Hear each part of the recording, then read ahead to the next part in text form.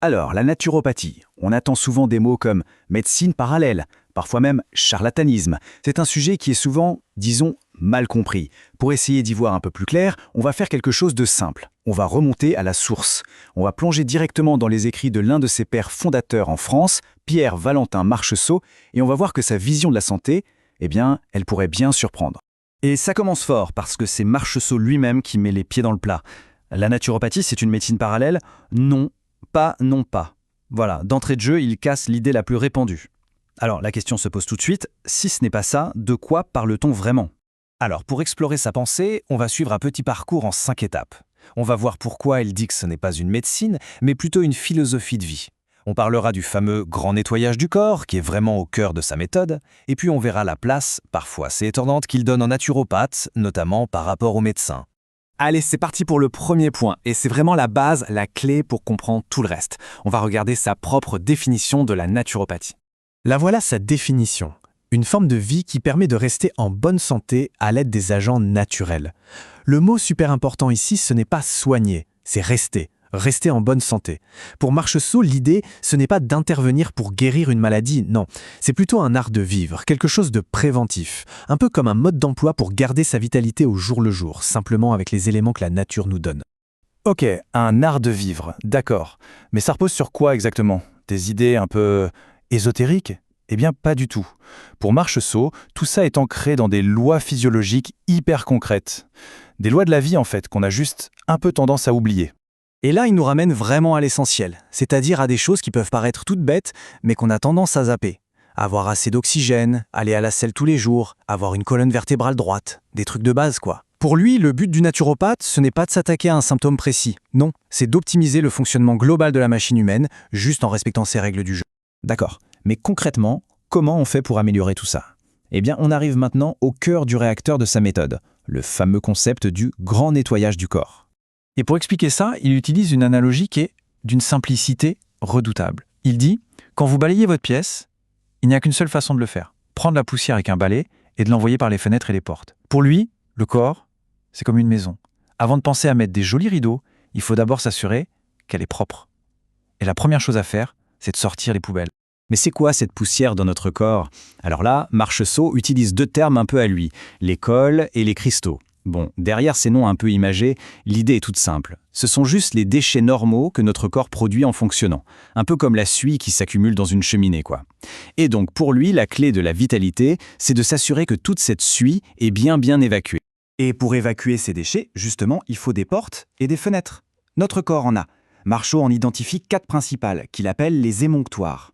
On a la peau, les reins, le système foie-intestin et les poumons.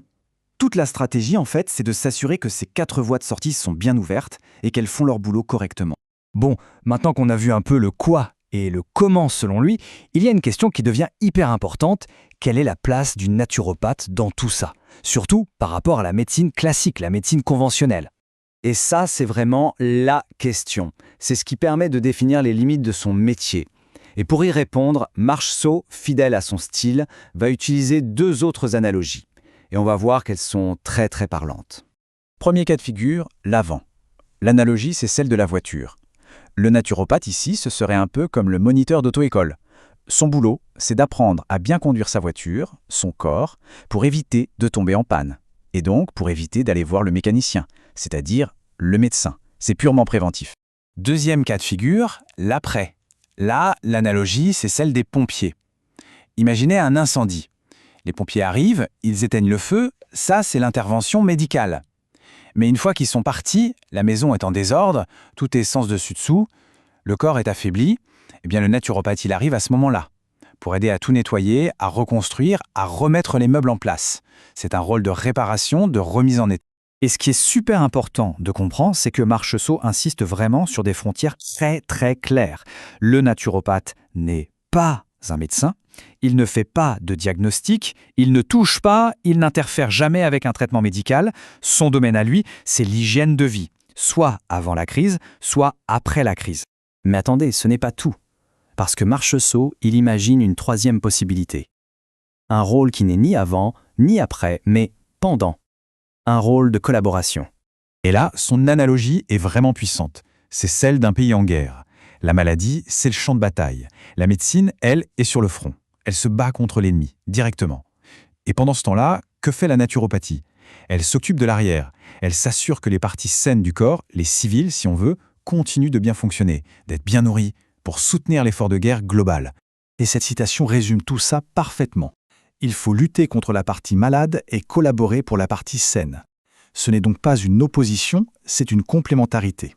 Deux boulots totalement différents, mais qui peuvent avoir lieu en même temps pour le bien de l'organisme. L'un se bat, l'autre soutient. C'est aussi simple que ça. Donc au final, si on devait vraiment tout résumer, toute la pensée de Marcheseau en une seule idée, ce serait ça. La naturopathie, c'est de l'hygiène, ni plus ni moins. C'est juste l'art de prendre soin de son terrain, de son corps dans son ensemble, pour s'assurer qu'il reste propre, qu'il fonctionne bien et qu'il reste en pleine santé.